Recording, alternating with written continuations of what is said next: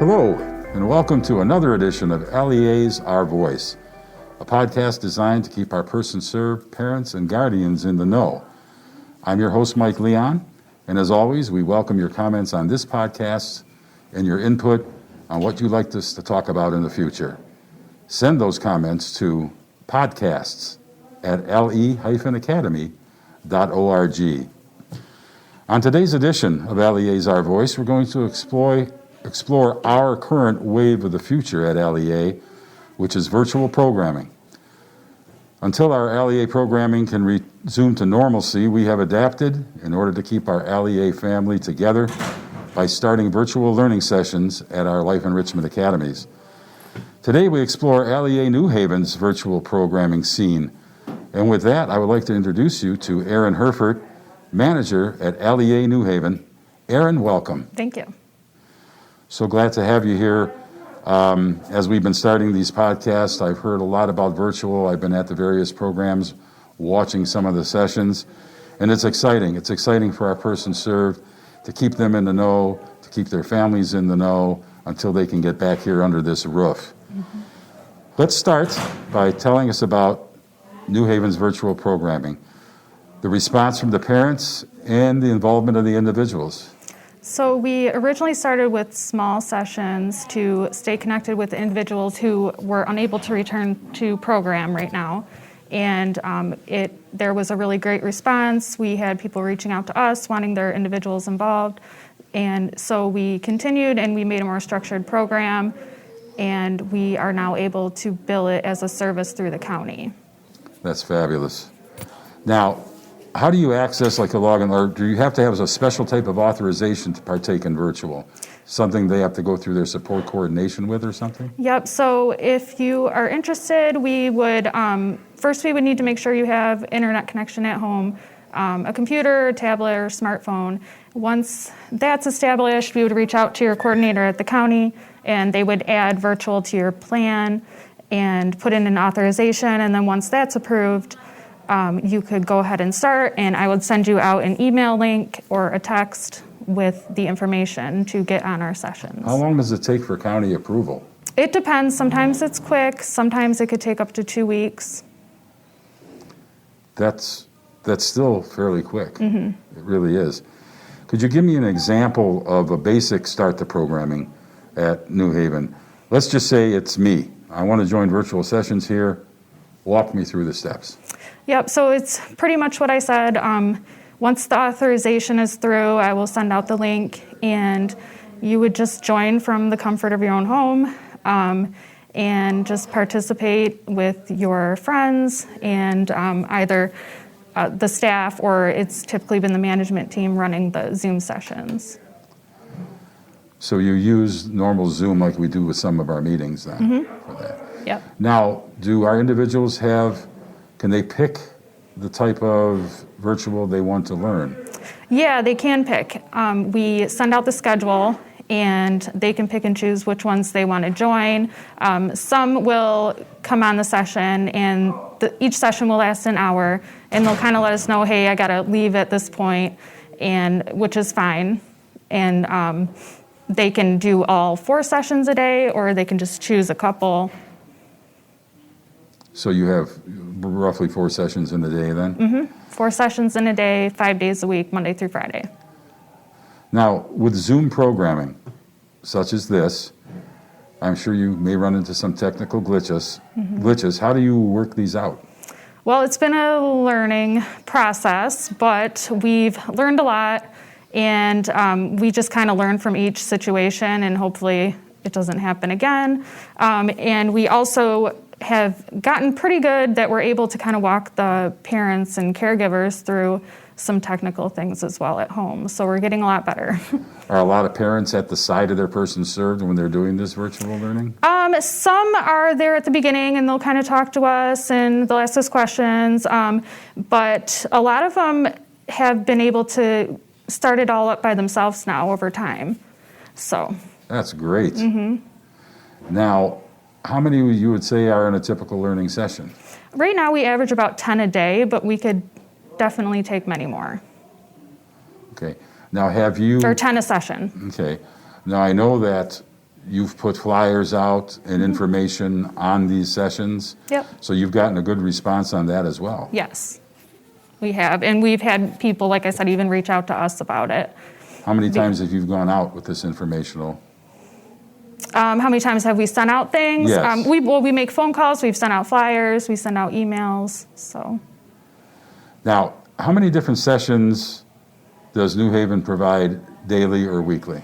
Daily, we do 4 sessions, and we do them 5 days a week, Monday through Friday. Okay, now what are the sessions? We have many different ones. We have trivia, we have wellness and fitness, we have skill of the day, which is just various life skills. We've also been doing step-by-step drawings, which the individuals really like. We do career exploration, virtual field trips. That's amazing. That's a good choice. Now, for health and fitness, how do you do that? Do you actually get out there and start doing exercises? We do. We've actually done a couple different things. We've run like chair yoga. We found some chair yoga on YouTube, and we've run those. We've done Richard Simmons, which everyone really likes. That's a pretty hectic workout, or it can be. It can be, yeah. We found some pretty easy ones. But we also talk about mindfulness and,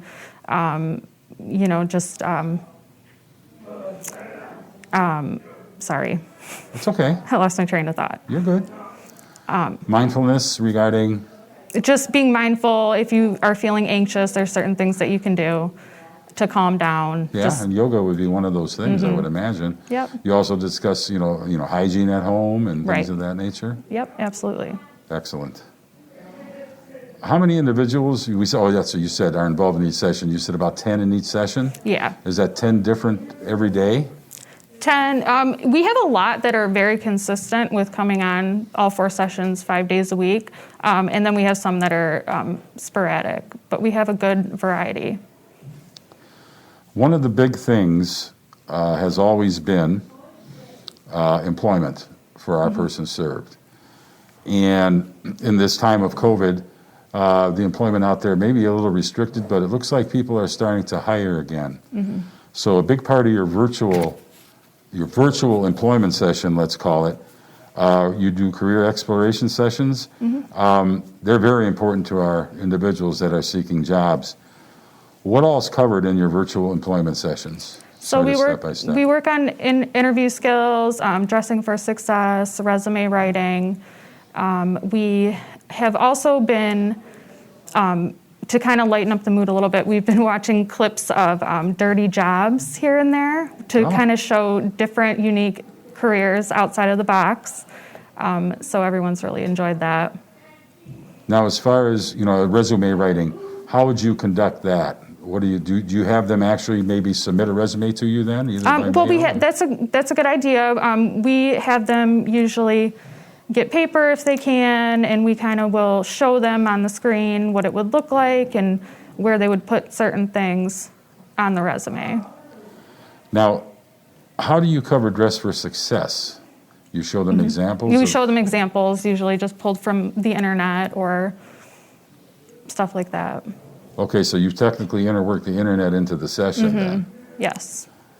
You guys are becoming savants at this.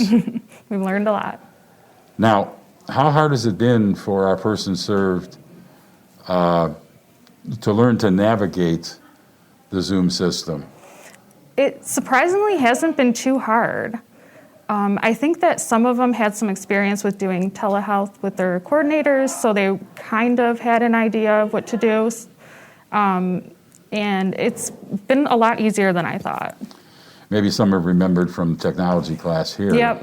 As far as that goes, but still, you got to set up that camera so they can see themselves on camera, check their volumes and things of that nature.